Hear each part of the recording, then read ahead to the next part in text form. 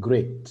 So go back. So, ladies and gentlemen, here we are. The topic is dividend what year? Dividend policy. Ladies and gentlemen, I would want to start off by really letting you know that dividend basically is the proportion of the profit after tax. That portion of the PAT, profit after tax, that you are willing to, of course, share with your shareholders. So basically, this dividend here will be the return on your shareholders' investment. On your shareholders' what year? Investments. On your shareholders' investments.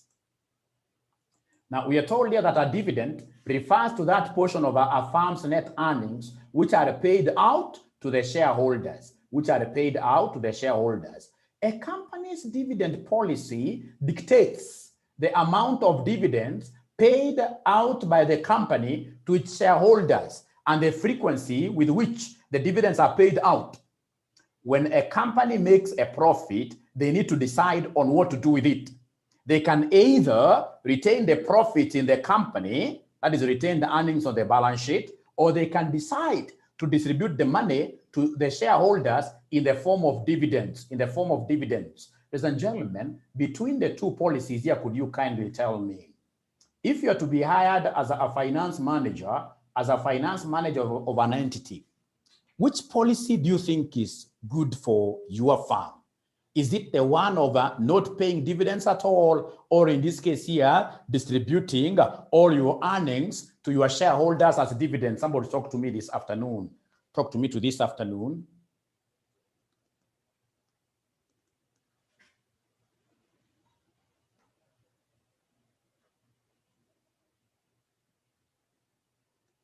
So the question is, you have been hired, for example, as a finance manager of RCM.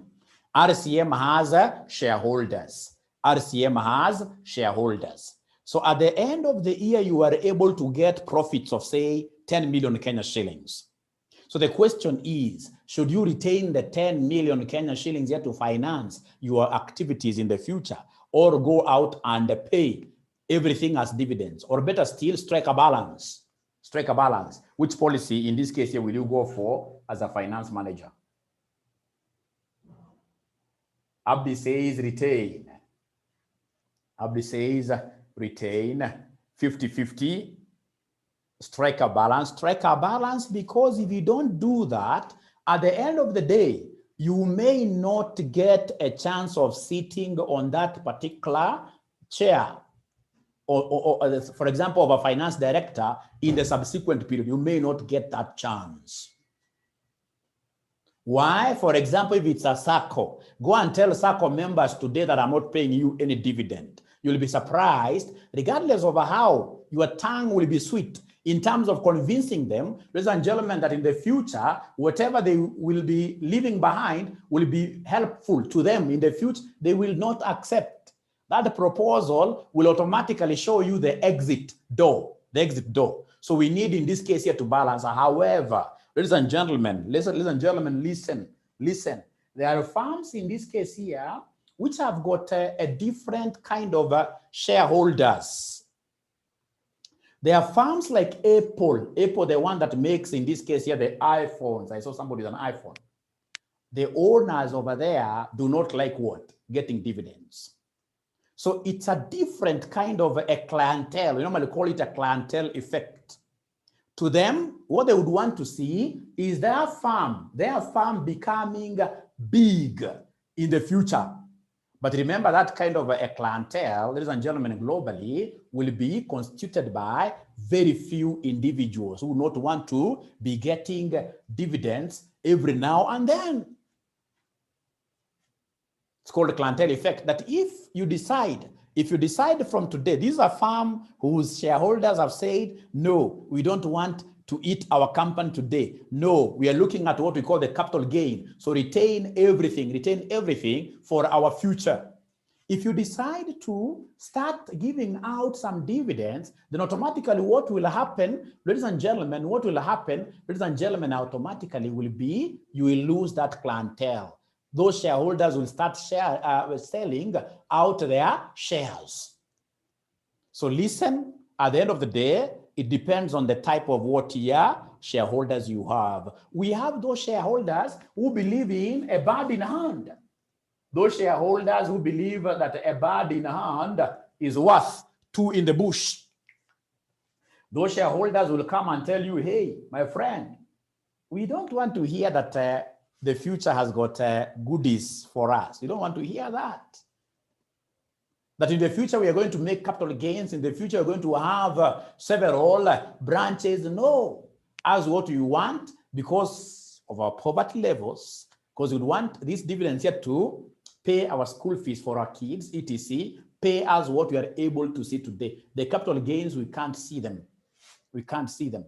So in this case here, it depends on the type of shareholders that you have. But all in all, at the end of the day, what I've discovered for the number of years I've been attending some of these AGMs, ladies and gentlemen, people would always want a compromise. People would always want a compromise. In this case here, if possible, 50-50. 50-50. A compromise is always good, is always good, is always good. Retain 50%, give them 50% as their dividend. Now we have the various types of dividend policies. Ladies and gentlemen, we have what we call regular dividend policy. You have to take your notes, small notes. Regular. So under regular dividend policy, ladies and gentlemen, here shareholders at the end of the day will be knowing how much they will expect, how much they be getting even before you announce. Why? Because you are a regular with that kind of a policy. You are regular with that kind of a listen here. We are told regular dividend policy. Under the regular dividend policy, the company pays out dividends to its shareholders every year. Every year. This must be a blue chip company. A company in this case here, even if it's COVID, they're still able to meet the obligations. If the company makes abnormal profits, very high profits, the excess profit will not be distributed to the shareholders, but are withheld by the company as retained earnings. If the company makes a loss, the shareholders will still be paid a dividend under the policy.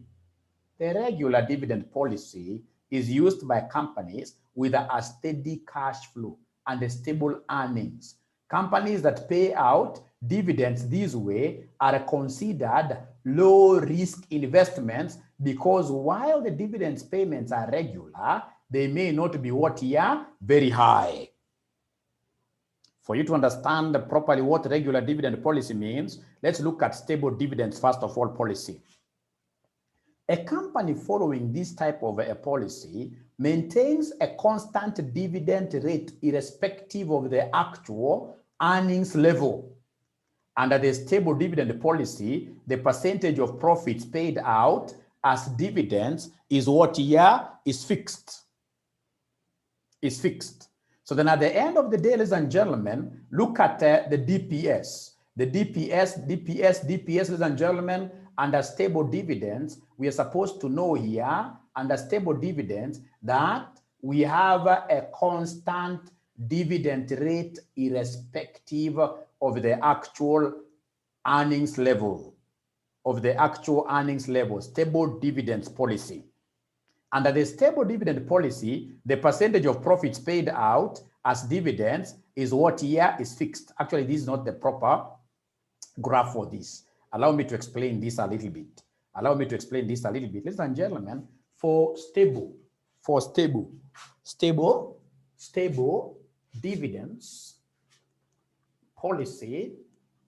dividends policy, will always have this kind of a situation where if our profits after tax fluctuates like that, if for example in this case here the profit after tax here is 10 million, profit after tax here is 5 million, then automatically our stable dividends will always move like that.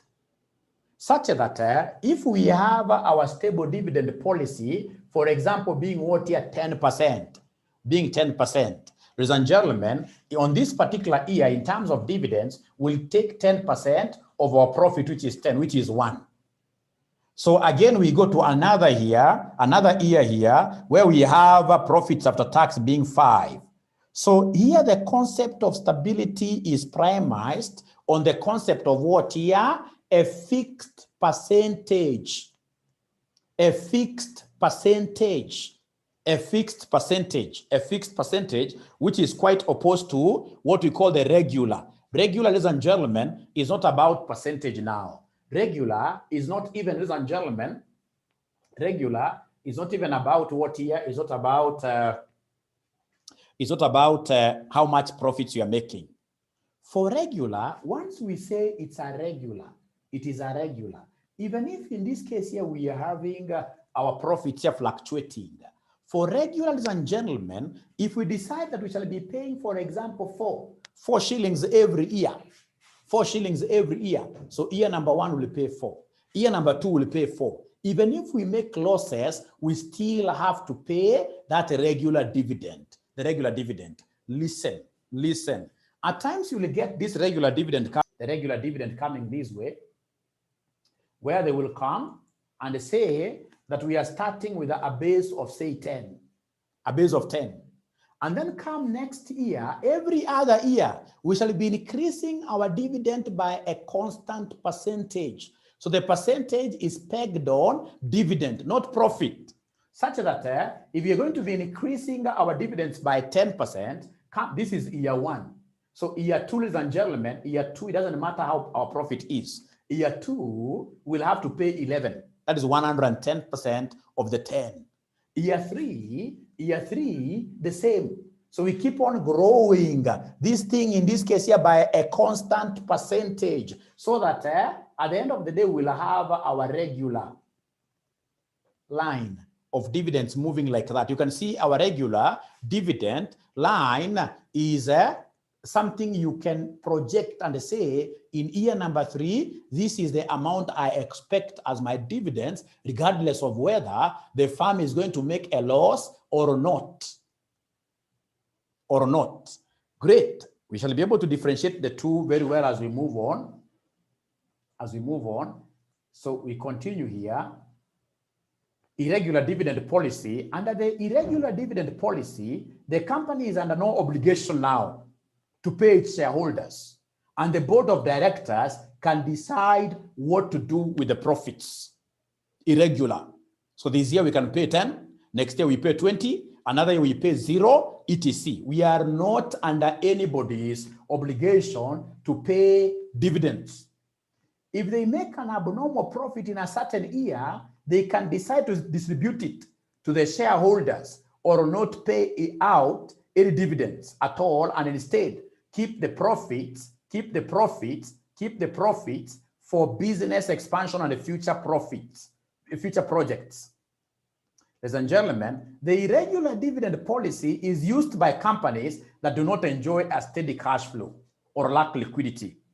Investors who invest in a company that follows the policy may face, in this case, there is a possibility of not receiving any dividends during the financial year. Now listen here, we have regular and what here? Extra dividends policy. Regular and extra dividends. Ladies and gentlemen, we shall be having this kind of a constant dividend. You can see no more dividend. When we get something abnormal, we increase.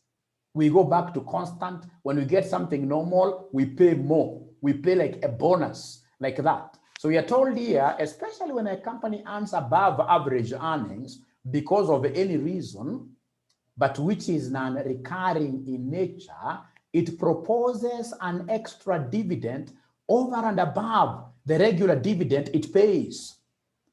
These extra earnings could be due to the investment. Perhaps they have sold some assets somewhere of a plant or business operation, and the company has no possible utilization of the same. So you decide, ladies and gentlemen, to give your shareholders a bonus on that year, etc.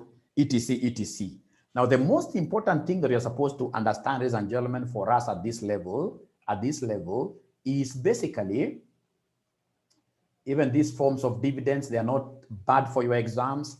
They're good for you to understand them. Forms of dividends, we have what we call cash dividends, where you decide to pay dividends in the form of cash. we have stock dividends. Stock dividends, you decide to pay your dividend by giving what here? Your shareholders more shares. You give them shares in the company, additional shares.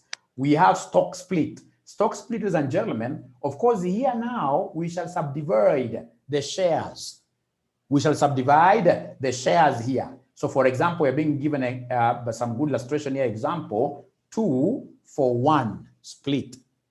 For one split. So the concept here is, ladies and gentlemen, of the share split, that we would want these shareholders at the end of the day. We are splitting shares for them to have more shares. So you're giving them again here what here? Extra what here? Extra shares, extra shares, extra shares. Share split.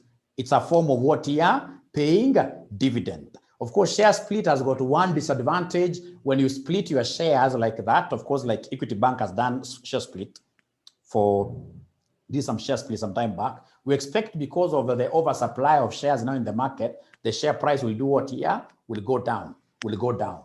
Ladies and gentlemen, the other way in this case here that you could decide to reward your people instead of giving them, like now this number 5 is very common. Number 5 is very common. A script or a share dividend is an offer of shares in a company as an alternative to cash dividend. This is very important because under script, ladies and gentlemen, in this case here, we are issuing out what we call bonus shares. Bonus shares, bonus shares, bonus shares. You need to know under script or share dividend is an offer of shares, just like the stock dividends, Yeah. Stock dividends. So under a scrip, if somebody asks you what is a scrip dividend, it's an offer of shares in a company as an alternative to cash dividend. So under scrip, ladies and gentlemen, under scrip mode, we are giving you two options. Either you take a cash dividend here, or you take, in this case here, shares. So we're giving you an alternative script. Very important, very important. But all in all, you're giving out what here? Shares in instead of, at the end of the day, you want people to take up shares because you may not be having the money. You may not be having the money. You may not be having the money. Great. So advantages of a scrip dividend, of course, ladies and gentlemen, the major thing here is about protection of your cash flows. You don't want, ladies and gentlemen, your cash flows to be impacted on negatively. So I would rather give you what here? Shares. Instead of what here? Giving you money for dividends. That's number one. Number two, why would I want to give out shares as dividends? Instead of giving out money, ladies and gentlemen, it's because of what here? The gearing ratio. How do we get gearing ratio? To get gearing ratio, we normally take debt over debt plus what here? Plus equity. Debt plus equity. Debt plus equity. So when I give out shares, I'm of course increasing my equity because equity has got what here? Two components. Equity has got two components. We have shares, and then number two, we have what here? Retained earnings. So when I give out, ladies and gentlemen, shares, my equity is growing. And then, of course, my equity is growing because I'm going to retain. It's like I'm retaining that profit. So listen, when this grows, automatically the base is becoming bigger. And if the base becomes bigger, automatically we expect the total gearing ratio to reduce. Let me give you a very practical example. Assuming debt is 1 and the current equity, for example, is 2. So it means that the current gearing ratio will be 1 all over 1 plus equity, which is 2, which will be what here, somebody? Which will be a third. Assuming, ladies and gentlemen, that I increase this equity by retaining my profits and, of course, by issuance of shares. For example, I take this equity to something like 4. It means that the new gearing ratio will be 1 over, the debt is 1 plus equity, equity now becomes 4. So ladies and gentlemen, this will be 1 over 5. If you try out this, this will be 0.33. This will be 0.2. So of course you can see the effect. you can see the effect. The gearing ratio has reduced. So when you give out shares, ladies and gentlemen, in the form of what here, instead of dividends, you are also lowering your gearing. You are lowering your gearing. So these are things we are supposed to know. These are things we are supposed to know. These are things we are supposed to know. So we are told, ladies and gentlemen, the first advantage here is that we are conserving what here? We are conserving cash. The second advantage is about what here? Decrease in gearing. The biggest disadvantage of scrip dividend, ladies and gentlemen, the biggest disadvantage of this scrip dividend, when you are giving out what here? Shares. When you are giving out shares, at the end of the day, we shall have so many shares in the stock exchange. So we expect to experience what we call dilution of our EPS, dilution of our EPS. Great. Now, ladies and gentlemen, here we have the dividend theories. I hope they're able to see my screen. I haven't even gone through their charts, because when you are sharing, at times you can't see the charts, but I can see they're okay. Great. Now, ladies and gentlemen, we have what we call a bird in hand theory. So for bird in hand type of shareholders, ladies and gentlemen, automatically these people would want their dividends today. Many say there is a clear link between dividend policy and the share prices. For example, it has been argued that investors prefer certain dividends now rather than uncertain capital gains in the future, a bird in hand. The size and direction of the share price change will depend on the difference between the dividend announcement and the expectations of the shareholders. This is referred to as the signaling properties of dividends. Ladies and gentlemen, remember, like in Africa, most of us, ladies and gentlemen, here are poor. We'll always depend on our investments to finance our immediate needs, our current needs. So when I invest in Safaricom, when they send me that small money, in M-Pesa, what do? Straight away, that goes to meet a particular need. Right?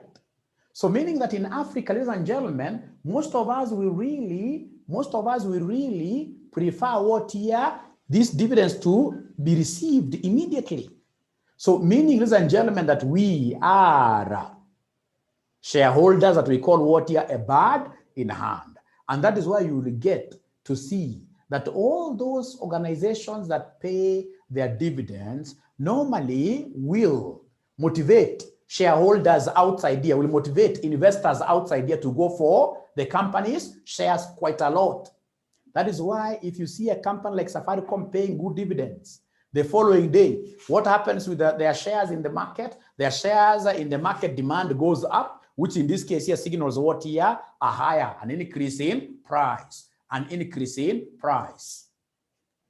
That's what we call signaling, that you are sending the right message to the market. Signaling effect. So what have we said about a bird in hand theory? Ladies and gentlemen, a bird in hand theory says that there are those consumers, and there are many, who would want their dividends today. They prefer to consume their company today.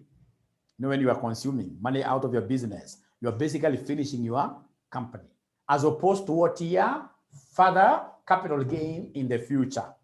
And because these customers, these shareholders who prefer like that are many, ladies and gentlemen, at the end of the day, what will happen, ladies and gentlemen, is that if you pay dividends, because you have got many bird in hand shareholders out there, automatically they like that farm, they like the shares of that farm. So automatically, ladies and gentlemen, what will happen is that the share price of that company does what here? Goes up. Great. So we go to the next one. The next one, ladies and gentlemen, the other theory which is quite important is what we call the clientele. It's quite easy. Clientele, like they're telling us, Apple shares have outperformed the market massively in the last few years. This means that Apple shareholders are able to enjoy huge share price increases, capital growth. Capital growth. These shareholders cannot get such returns by investing elsewhere, so do not want their money back from Apple yet. They would want, in this case here, Apple to retain their money. Consequently, Apple dividend policy to date is zero dividends despite its huge cash balances. So this is referred to as the clientele. They're those shareholders who've gotten stuck with Apple because of what year? That policy.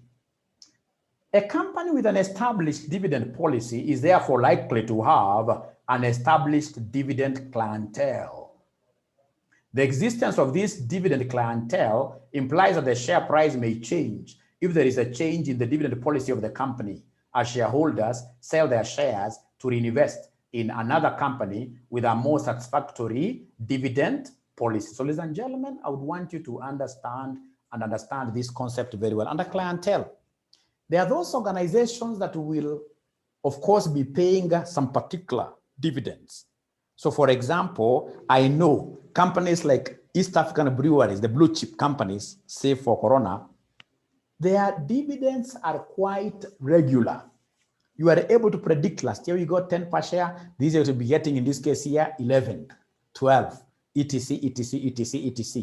So once you get accustomed to that kind of an environment, then you become a shareholder client. You are a clientele of their policy. Should they want to change that kind of a policy at once, what we will do is that you will run away. You sell your shares. And of course, when you are selling, when many of you decide to sell your shares at the stock exchange, we shall have oversupply of shares there. So the share price will do what here? Will go down. So anybody asking you about clientele, remember from the word go. Companies will make promises that us, we shall be paying you dividends in this manner. Dividends in this manner. Once you make that kind of a promise, you will get some type of shareholders who will get used to that kind of a policy. So in the future, should you want to make changes because of the clientele effect, please let that change not be what here? Very drastic. If it's very drastic, you're going to lose most of your key what here? Shareholders. You're going to lose most of your key shareholders. So, ladies and gentlemen, I hope that has been helpful. But before I just sign out and go to a past paper question, do the past paper question that I promised, I would want us to discuss this. Discuss 3 factors that a company should consider when formulating its dividend policy. What factors, in this case, ladies and gentlemen, should a firm consider when formulating, if you're to be hired as a finance director of RCM, ladies and gentlemen, what will be some of those things you will be able to consider when you are setting up a dividend policy? A dividend policy. These should be coming from you. The points that you need to consider while setting up a dividend policy. These points should come straight away from you. I can give you 3. Liquidity is one of them. Liquidity. How liquid are we? If we are liquid, why don't we want to pay our shareholders? Why can't we pay our shareholders well? So liquidity is a big factor. How comes I'm not seeing any point from you, great students of mine? Or I'm the one who's not checking. What factors will you consider? What factors will you consider? What factors will you consider when you are forming?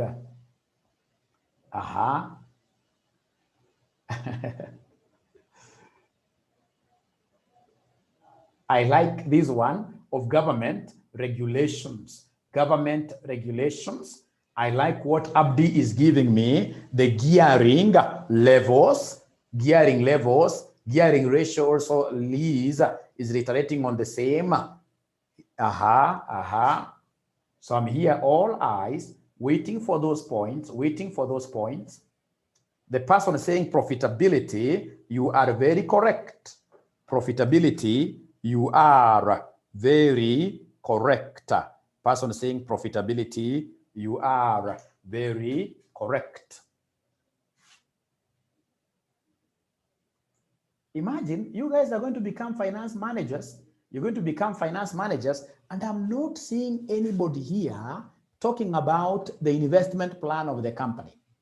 Investment plan, that is a key thing.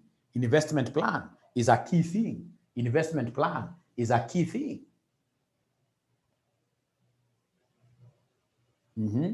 I can now see very good points. I can see very good. You see, like this lady saying that legal restrictions. Legal restrictions. Remember, the law does not allow you to pay dividends out of borrowings. I know here there must be directors of some SACCO companies which, or rather who help their SACCOs to borrow for purposes of protecting their jobs. In the future, you'll go to jail because there is a law which says that you can only pay dividends out of profits or retained earnings. This year you may have made a loss, fine. But if you had some retained earnings, you can go back to that pocket and of course get some money from there, and then you do what here, and then you pay. But you can never pay. You should never pay. Actually, I should read this for you. This is very interesting. It's here. It is here. It is here. We are told, ladies and gentlemen, here,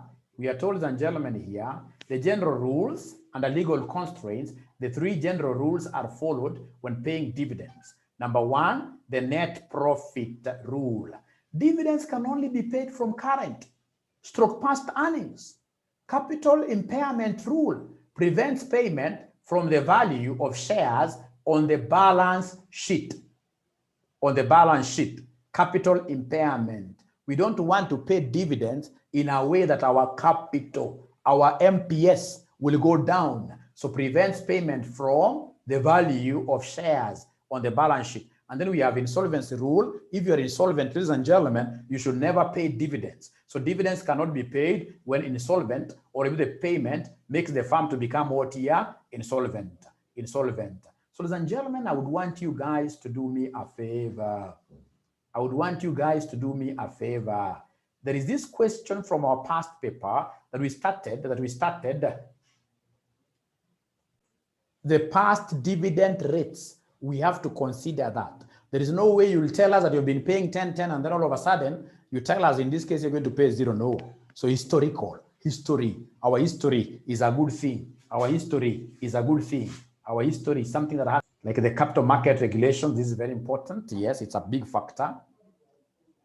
Yes. So ladies and gentlemen, we also, this one of the industry, I like the industry. There are industries, of course, which will pay more dividends than other industries. Right? There are industries where you'll be required to retain more because of the nature of business. Yes, I like that. This is a very good class. I like that. This is a very good class. So, ladies and gentlemen,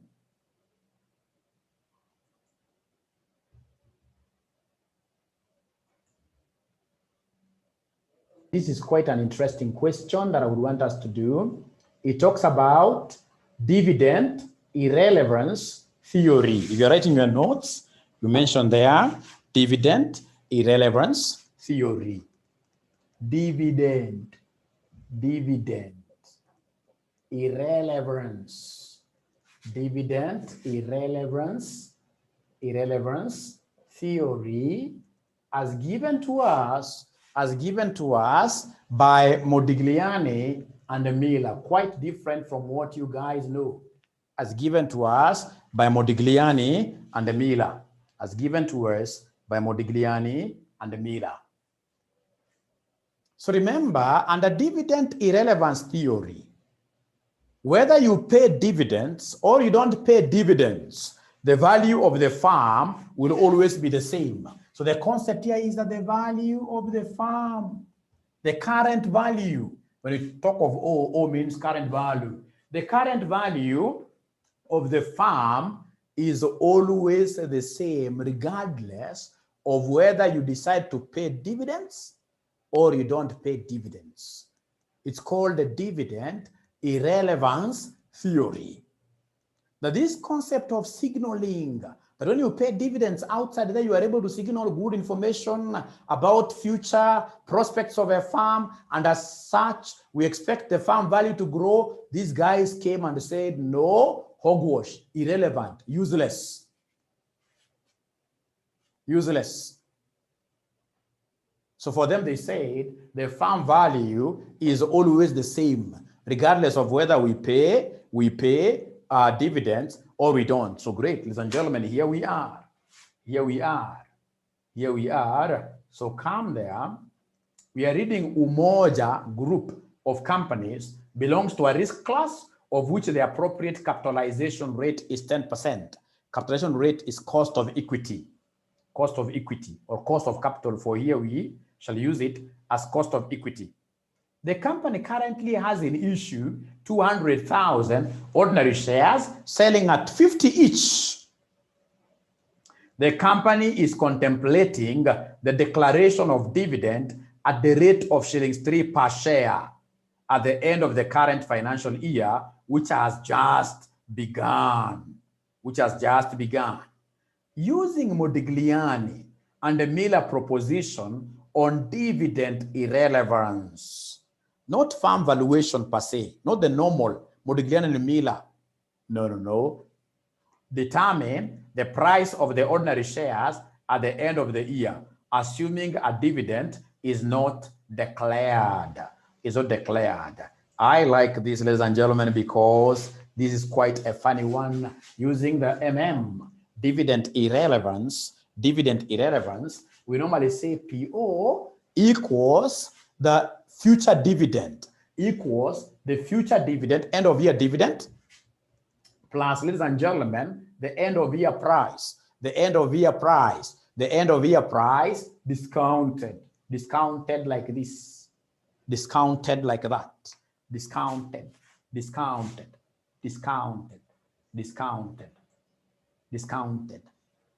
This is not our usual provincial officer formula. No. This one is an important formula that we only use under dividend irrelevance. That if you want to know what is your worth in terms of share price today, just look at the dividend you'll be getting at the end of the year, D1, plus the market price of that share at the end of year 1. And then you discount by dividing this with 1 plus K. So we look at Roman 1. Remember Roman 1, no dividends, no or zero dividends, i.e. D1 equals 0, i.e. D1 equals 0, D1 equals 0, i.e. D1 equals 0, D1 equals 0. So then if that is the case, ladies and gentlemen, remember in this question, they have already given me P0. In this question already, I have P0. In this question, ladies and gentlemen, in this question, I have P0. They have told me the company currently has in issue 200,000 ordinary shares selling at, they are currently selling at, remember PO is the current market price per share.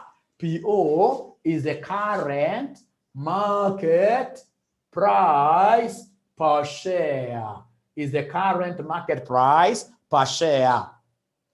which in this case here they are telling us is 50.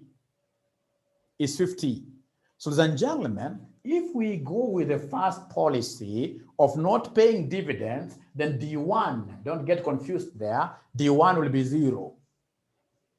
How about P1? P1, ladies and gentlemen, this is what they want us to look for. If you read the question, ladies and gentlemen, what they are telling us here is to, ladies and gentlemen, what they're telling us here in the question, the price of the ordinary shares at the end of the year, P1 is what they want us to look for. But fortunately, we have KE. Fortunately, we know from some place up there that our KE is 10%. Fortunately, we know that our KE is what here is 10%. So they want us now to give them P1. So is there somebody who can make the arrangements, some adjustments there in a way that Olivia already has an answer? Yeah. So in this case here, our PO is 50, which will be equal to D1 that is 0, D1 which is 0, plus P1 that we do not really know the value at the moment, all over 1 plus KE, cost of equity, which is 10%. So 1 plus 10%, that will be the same as 1.1. 1 plus 10% is the same as 1.1, is the same as 1.1. So please try to make your rearrangements. If you try to do your cross multiplications very nicely, ladies and gentlemen, we have here 50 times 1.1 equals P1. Therefore, P1 will be 50 what here? P1 will be 55. P1 will be 55. P1 will be 55. Something that I'm so sure that all my students, if they were to get this kind of a question on an exam, all of them, it would have been a thumbs up. All of them. How about Roman 2 of this question? How about Roman 2 of this question? So Roman 2 of this question, ladies and gentlemen, the price of the ordinary shares at the end of the year, assuming that a dividend is now declared. Assuming that a dividend is declared. I like this. Assuming that a dividend is declared. But a dividend of how much? Remember, dividend declaration we are contemplating is 3. Assuming that a dividend is declared. So, ladies and gentlemen, that is quite an easy thing to do. This, what I need to do here is to come, ladies and gentlemen, here, and then give them D1. D1, if we declare the dividend, we can't declare any other thing apart from 3. And then, of course, the other factors will remain the same. PO will be 50. P1 is what we are looking for. And then we know cost of equity is 10%. And then they would want us, of course, to give them P1. So I know I may forget about many other things, but I'll not forget the formula of PO. I know that there are 2 formulas of PO. The one of DO into something, but this is a special one. dividend irrelevance. dividend irrelevance, ladies and gentlemen, what do we have over here? We know it is PO equals D1 plus D1 plus P1 all over 1 plus KE. All over 1 plus KE. Ladies and gentlemen, if that is the case, then my PO here should be 50 equals D1 that they would want me to declare this time round, which is 3, plus P1 that I do not know, all over 1.1. I don't know whether they are able to see where I got my 1.1 from. I don't know whether they are able to see where I got my 1.1 from. Are they able to see where I got my 1.1 from? Yes, they have even gone ahead like 𝗵𝗔 to give me the answer. So meaning that they must have seen for sure where I got the 1.1 from long time ago. So in this case here, when we cross multiply, if we were to cross multiply here, what will I end up getting? What will I end up getting, ladies and gentlemen? If we end up cross multiplying, then this will be 50 times 1.1 equals 3 plus P1. Then this will be 55 equals 3 plus P1, implying that P1, if you take this to the other side, it becomes a negative. It is 55 minus 3, which will give me 52, which will give me 52, which will give me 52, which will give me 52. Something that I know all of us would have gotten very, very comfortably. All of us would have gotten very comfortably. All of us would have gotten very comfortably. So now we go to Roman 3, basically that particular number where the rubber meets the road. Number 3. Assuming that the company generates a net income, I should be reading from here. Assuming that the company generates a net income of shillings 2 million and makes new investments of shillings 4 million during the period, show that under Modigliani and Miller's assumption, payment or non-payment of dividends has no effect on the company's value. So, ladies and gentlemen, the most important thing here really will be for us to remember this formula that students keep on telling me that it's a bit complex, but I don't know how comes I normally see it to be easy despite my advanced age. Yeah, it's quite a simple formula. It's quite a simple formula. So, ladies and gentlemen, we have here under the current value of a firm will always be obtained by us taking new shares plus old shares. New shares plus old shares. New shares plus old shares. New shares plus old shares. New shares. New shares plus old shares multiplied by P1. Multiplied by P1. So once I do it that way, then I'll have gotten what we call market capitalization. What is the market capital? The market capitalization arising out of what here? Our equity shares. It's a form of equity. The other way of growing our firm value, ladies and gentlemen, is the profit that we shall earn. The normal profit. So we'll come and add the profit here, add the profit there. And then, ladies and gentlemen, remember, according to Modigliani and Miller, when you make investments, in the current year, those investments normally destroy your value. You can only realize something out of it gradually as we progress. But otherwise, according to them, immediate investments we are making will always destroy, will always reduce firm value. And then you will come here and give us, ladies and gentlemen, 1 plus what here? 1 plus KE. 1 plus KE. You will come and give us 1 plus KE down there. So here, the major thing, ladies and gentlemen, will be for you to know what N stands for.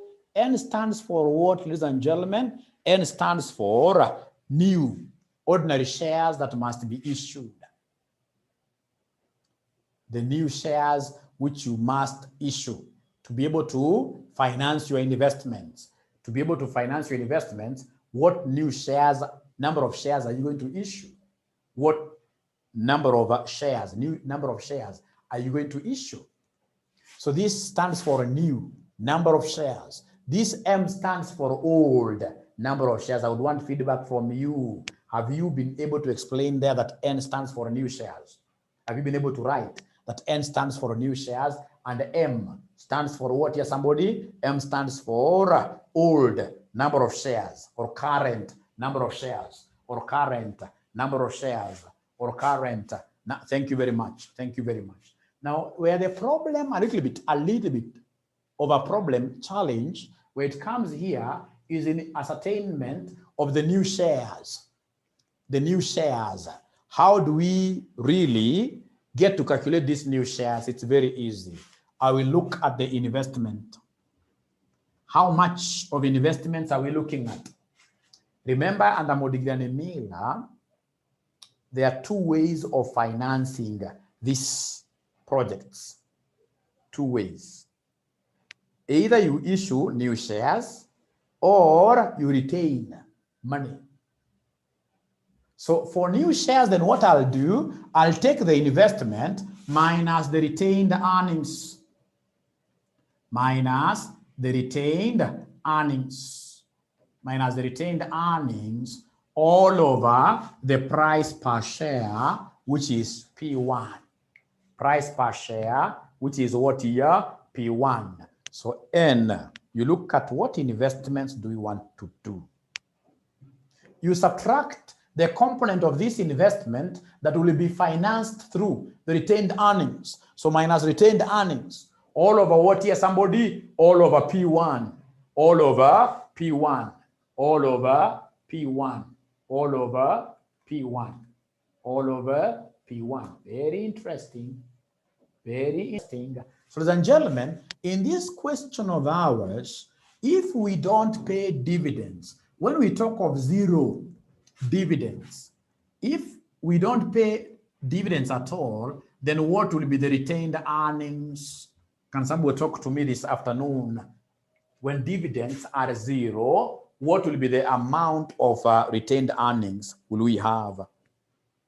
When we don't pay dividends at all, when we don't pay dividends at all, when we don't pay dividends at all, how much retained earnings are we going to have?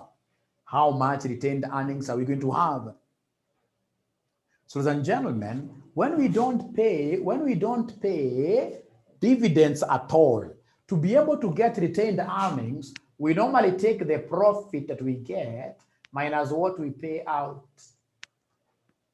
Minus what we pay out, minus our dividends. So the profit which we generated from the question, ladies and gentlemen, from the question here, you'll have to give me 1 minute because I have to admit some students here.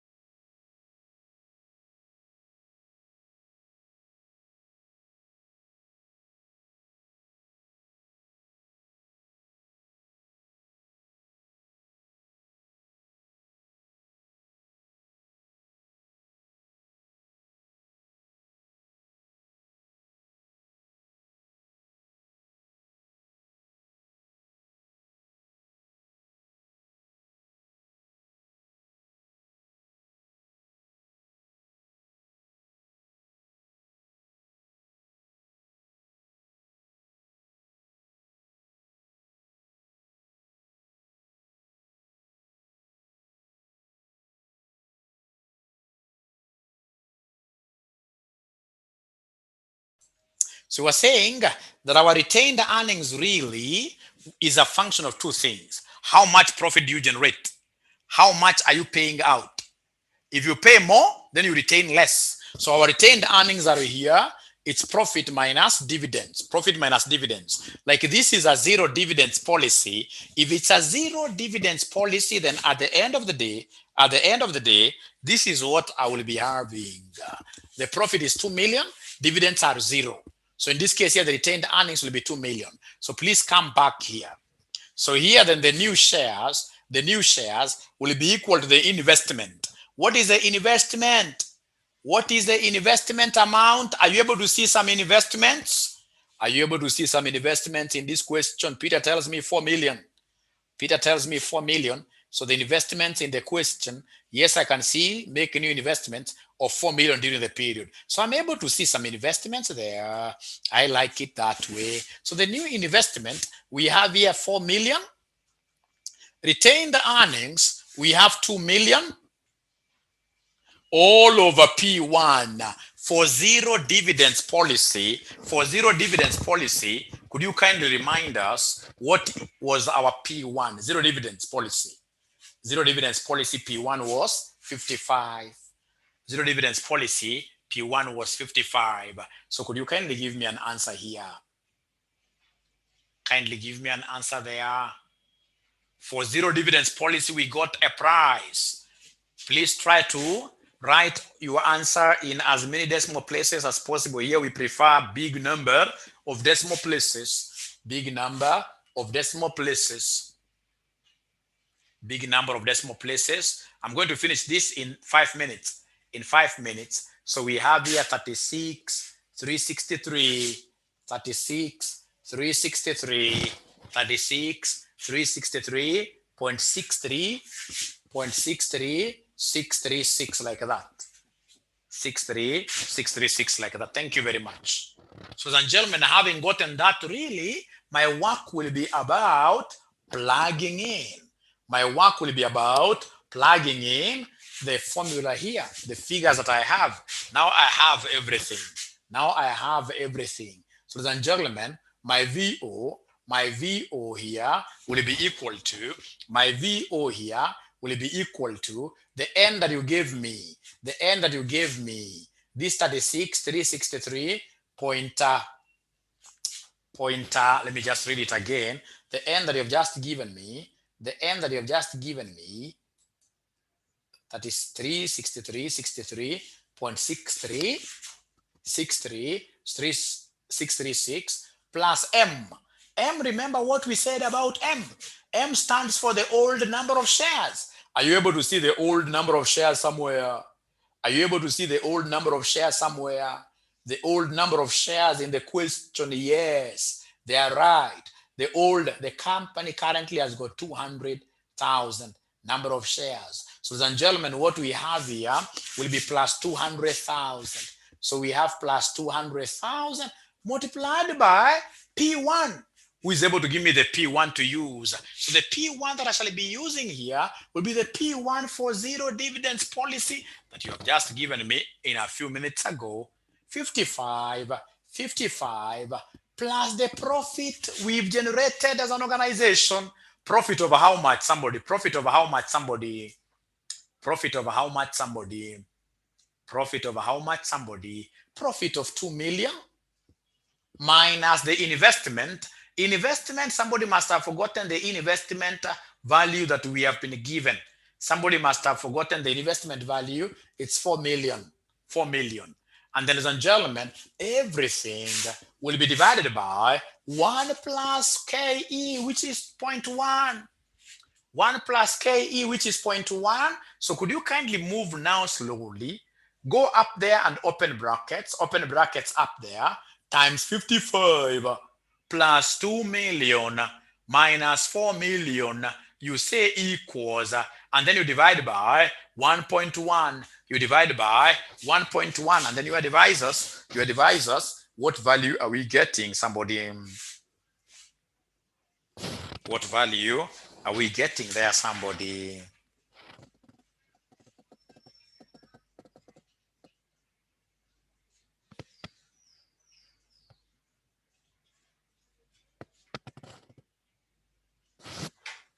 So all of them are getting, at the end of the day, all of them are getting 10 million. All of them are getting 10 million Kenya shillings. Kenya shillings, 10 million. All of them are getting Kenya shillings, 10 million. So, ladies and gentlemen, having really gotten that, could you kindly do me a favor? This is the value of this organization if it decides not to pay dividends. If we say it's zero dividends, then automatically we shall be able to get our farm being valued at 10 million. What about the other side of the coin?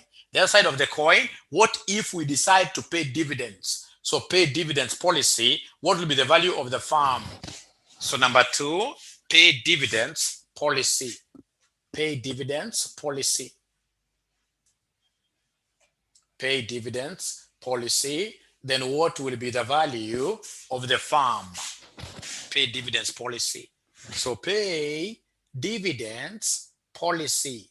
Pay dividends policy. What will be the value of the farm? So I'm giving you a minute. You try that. I'm giving you a minute. You try that. So remember, we are paying dividends over how much? 3. We are paying dividends of 3. So D1 is 3. We are paying dividends of 3. So I'm giving you exactly 2 minutes. You try doing that as we wind up on this class. As we wind up of us get into. Number one, when the dividend is 3, this is per share, then first of all, we need to give our examiner the total dividends payable. Total dividends payable will be the 3, of course, times the number of shares that qualified for dividends are the old dividends that we stayed with the whole year. New shares don't qualify for dividends. New shares to be issued at the end of this year can only qualify for next year's dividends. So then this will be 3 times the old shares, which were 200,000, which were 200,000, 200,000, which were 200,000, which were 200,000. So ladies and gentlemen, once I get this, how much are you getting there? Somebody, what you're getting here is 600,000, right? 600,000. So if that is the case, then I would want straight away to come and give them the new shares, right? So how do I get the new shares? To get the new shares, we normally take the investment minus retained earnings all over P1, all over P1. What I do not have here for sure is this retained earnings. I need the retained earnings, but I can easily get this. So my N will be equal to the investment is 4 million minus into bracket. How do I get retained earnings? Retained earnings is a function of profit. How much profit was generated by this company? 2 million. 2 million was generated by this company. Minus this company decided to give out 600,000. The company decided to give out 600,000. So I can see somebody telling me that the retained earnings are 1.4 million. Come here and divide, ladies and gentlemen, this by the price at the end of year 1.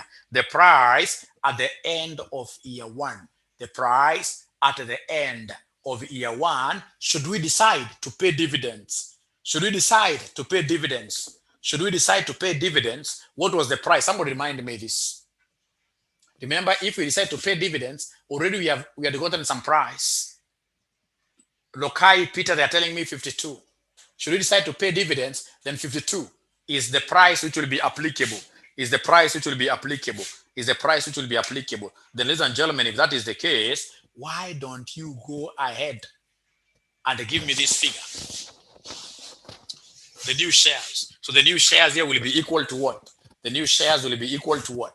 The new shares, 𝗵𝗃 tells me 10 million, 10 million, 10 million, 10 million. Is there any other person who is getting the 10 million? Is there any other person who, no, 50,000, sorry. 50,000, 50,000, 50,000. So this one equals 50,000. And for sure, once, ladies and gentlemen, you give me this particular number of new shares, then I will be able very easily to give you the value of the firm. I will very easily give you the value of the firm. I would want to give you 1 minute to write that big formula. There's a big formula. Once you appreciate it, ladies and gentlemen, then you will never have problems. You will never have problems at all. That big formula. So I'm giving you exactly 1 minute. You write down that formula. I'm giving you exactly 1 minute. You write down that formula. You write down that formula. Write down that formula. Tell me what do we have there. Write down that formula. Tell me what do we have there. What do we have there? So, ladies and gentlemen, in my formula, this is what I will be having in my formula. My VO will be equal to, the new shares plus the old shares multiplied by P1 plus any profit we generate minus any investments we shall make in the current year, all over 1 plus KE. So the new shares, you guys have given me a figure of 50,000 for the new shares. 50,000 for the new shares. Plus old shares, 200,000. Old shares, 200,000 times P1.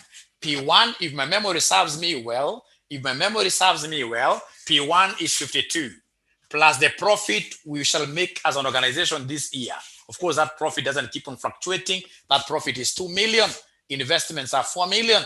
all over 1 plus 0.1. Now here, you have to move quite slowly, but wisely as a chameleon. So take care of the numerator first. Take care of the numerator first. Take care of the numerator first. Whatever you get, you divide by 1.1. Whatever you get, you divide by 1.1, and then you advise me, what are we able to get, ladies and gentlemen, here? A lot of people are telling me 10 million. A lot of people are telling me 10 million. 10 million. So, ladies and gentlemen, is there anybody who is able to deduce some conclusion here? Is there anybody who is able to see some pattern?